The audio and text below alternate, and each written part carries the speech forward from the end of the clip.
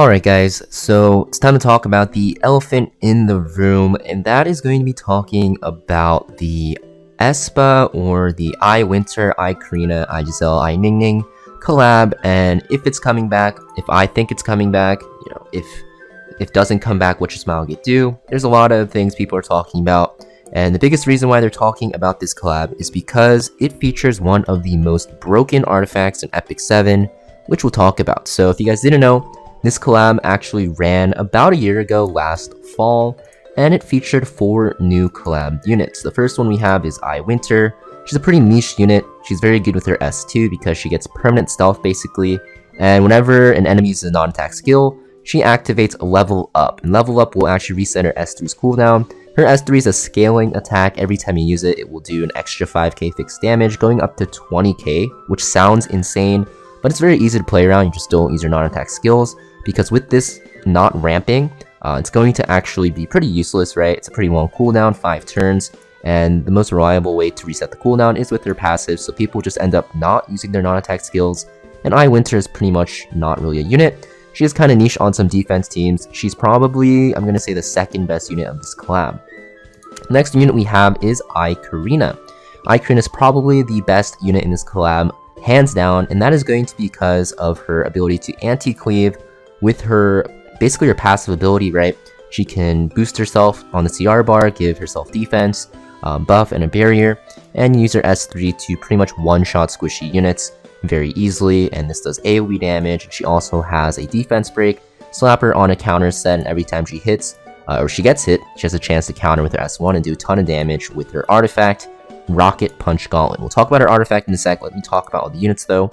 We have I Giselle. So I Giselle is a cleave unit. She is very good at just one-shotting a unit, kind of similar to what Sid does. She gets boosted CR pushes, so she's very good with like Flan, Emilia, even a mid, and she does a ton of damage, and she can kill units very easily with her S3, ignore damage sharing, and then S1 right after. So very good cleave unit. She's probably, I'd say, the third most unit. And then we have the least used unit here, I Ningning. She's very niche. She is going to be basically a support unit that is mostly going to be used to CR pushback enemies and also inflict barrier inversion. Just too niche and just not a great unit overall in my opinion. There's just way better units out there to counter barriers, and I Ningning is just lacking something in her kit. So yeah, those are the units.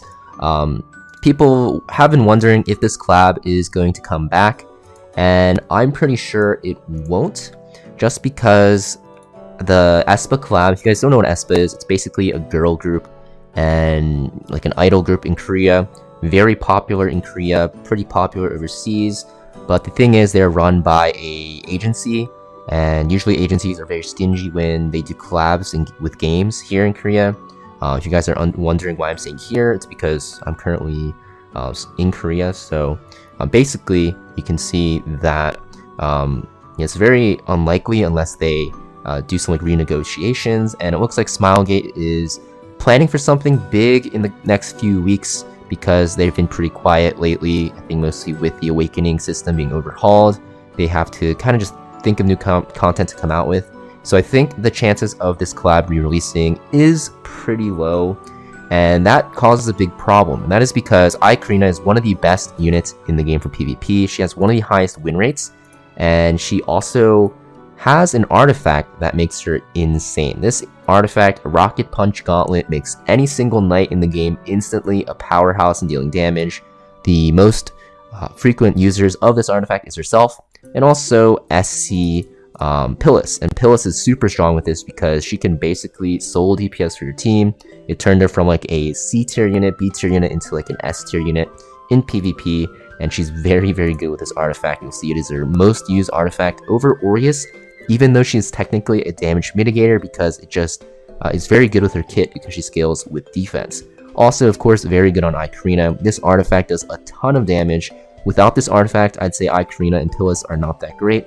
With this artifact, they are pretty much game breaking at sometimes, and it just really comes to the question, if this collab doesn't re-release, what will they do about this artifact? And a lot of people are saying that they'll probably, or they should rather, release another artifact. Maybe it's called, I don't know, like a different rocket punch gun or something, and then they basically have it do the same thing, just be a different name, so it doesn't get re-released, because technically they can't re-release any of the characters or the artifacts without Aespa or whatever agency they're with their consent. And because of that, Smilegate should probably release something similar to this, but in a different name and with different art, and I think it'd be okay. Honestly, that's the only artifact you really need to worry about. All the other artifacts are not that great. Like Winters, Giselles, Ningnings, pretty crappy. Even the unit themselves, even if they don't get re-released, not a big deal. Definitely think Karina as a unit and her artifact are just really, really strong. So hopefully Smilegate actually releases something similar to them, because currently in the state of the game, there's always that fear of missing out. The only unit we've had that has never re-released is actually this unit, Kizuna AI from a collab. And that's because something happened, I forgot what happened, but basically she couldn't be released again. And it doesn't matter because she's really crappy, so no one really cared. But when we're talking about the Aespa units here, one of them is very powerful. The other two, I'd say Winter and Giselle, are pretty niche, but a lot of people still use them. And Ningning, I don't really see that much, but technically you can use her. She's actually not terrible, it's just kind of power creep. So I'm very curious what they'll actually do to combat this. I really hope Smilegate does do something about this collab if it's not going to rerun.